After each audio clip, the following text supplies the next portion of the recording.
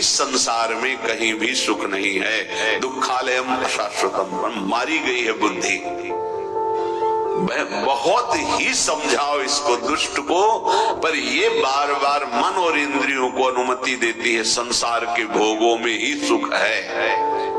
सब साधना का फल है बुद्धि का ठीक हो जाना। यही न्यायाधीश है, यही दुष्ट हो चुकी, यही कुमति हो गई है, जो संसार के भोगों को भोगने में सुख है ऐसा भ्रम कराकर सुख सिंधु भगवान की चिंतन से विमुख करती रहती है।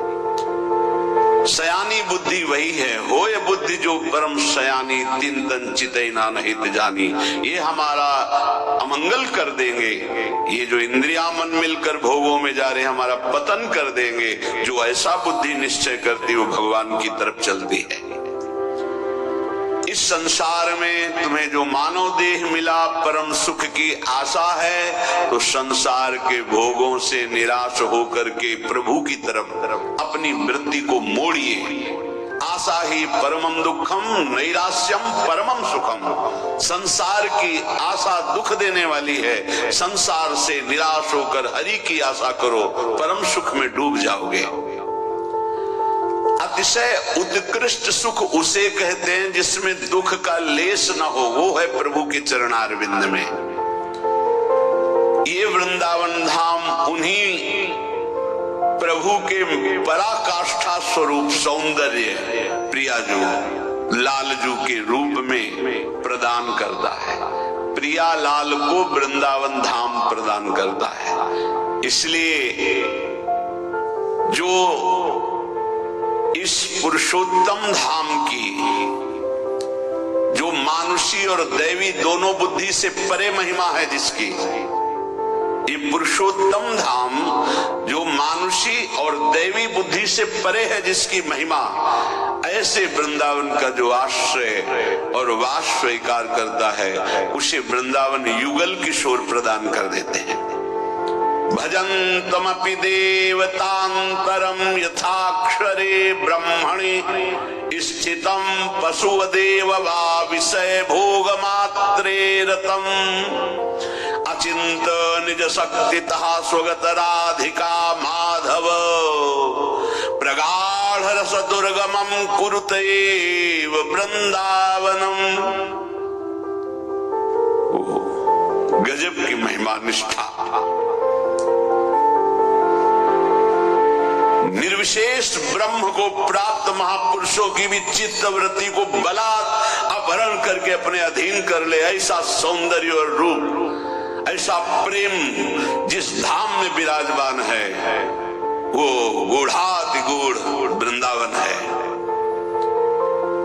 जो दैवी शक्तियों की उपासना करते हैं, निर्विशेष ब्रह्म में जो स्थित हैं, या कोई बुद्धिहीन विषय भोगों में रत है, दोनों की चित्त वृत्ति का अपहरण करके महाप्रेम में निमग्न कर देने की सामर्थ्य वृंदावन में है। ये देखो, या कोई दैवी शक्तियों की उपासना करने वाला, वो ब्रह्मनिष्ठ महापुरुषों की किसी गणना में नहीं आ सकता।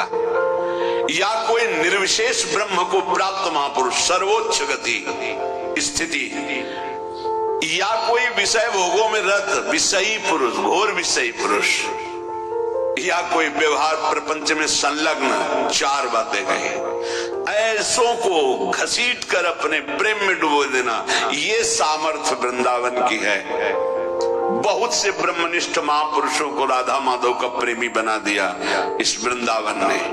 बहुत विषयों को भी वो पद दिया जहां संभाव्य पिबंच नारद शिव। ये अचिंत महान शक्ति बल से संपन्न से धाम वृंदावन है। श्री राधा माधव का प्रगाढ़ प्रेम प्रदान करने की सामर्थ्य है। इसलिए अगर कान तक आवाज पड़ रही हो तो वृंदावन वृंदावन वृंदावन, आश्रय ले लो वृंदावन का, आकर दर्शन करो वृंदावन के, एक दो रात्रि वास करो वृंदावन में, हो सके तो जब समय मिले तब वृंदावन आओ, वास करो। परम कृपालु वृंदावन तुम्हारे सारे पापों को भस्म करके प्रियालाल के चरणों का प्रेम प्रदान करेगा। पूज्यपाद श्री उड़िया बाबा जी महाराज, हमारे ऊपर प्रभु की कृपा है ये हम कैसे पहचाने? ये 8 लक्षण प्रकट होने लगते हैं जिसके ऊपर प्रभु की कृपा होती है। हमारे ऊपर प्रभु की कृपा है ये हम कैसे पहचाने? तो ये 8 लक्षण प्रकट होने लगते हैं जिस पर हरिजू की प्रियाजू की कृपा है। पहला, घोर अपराध करने वाले के प्रति भी दया की भावना, शांति पहला लक्षण है। भाव में भी पहले शांत भाव है।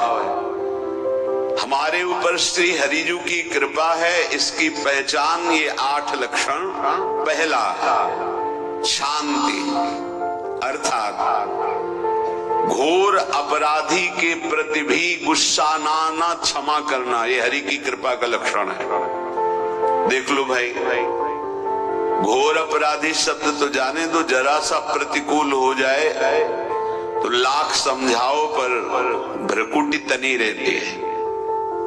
ईर्ष्या, द्वेष, मात्सर्य, द्रोह, ये उपासक के हृदय की विषय नहीं, ये तो गंदे विषयी पुरुषों के हृदय के लक्षण हैं। जहाँ ईर्ष्या है, मात्सर्य है, द्वेष है, द्रोह है, ये कुमति के लक्षण है, ये सुमति के लक्षण नहीं, ये हरि कृपा पात्र के लक्षण नहीं। आपसे जो अपराध कर रहा है, द्रोह कर रहा है, आपका क्षमा बल ये हरि प्रसाद से होता है। शांति, क्षमा बल, शांति, सह गया, क्या करूं, सहना ही पड़ेगा क्योंकि भगवत मार्ग में वो ऐसा नहीं होता। शांति, बुरा ही नहीं लगा, हरि कृपा पात्र को बुरा ही नहीं लगा। उमा संत कहे यही बड़ाई, मंद करत जो करे भलाई, ये सीधा शांति की व्याख्या है। अपने यहाँ मंगल गान में करत जे अनुशहन निंदक तिनहु पे अनुग्रह कियो, ये है हरि कृपा, ये है आचार्य कृपा, गुरु कृपा। अपराधी पर भी क्षमा का भाव होना,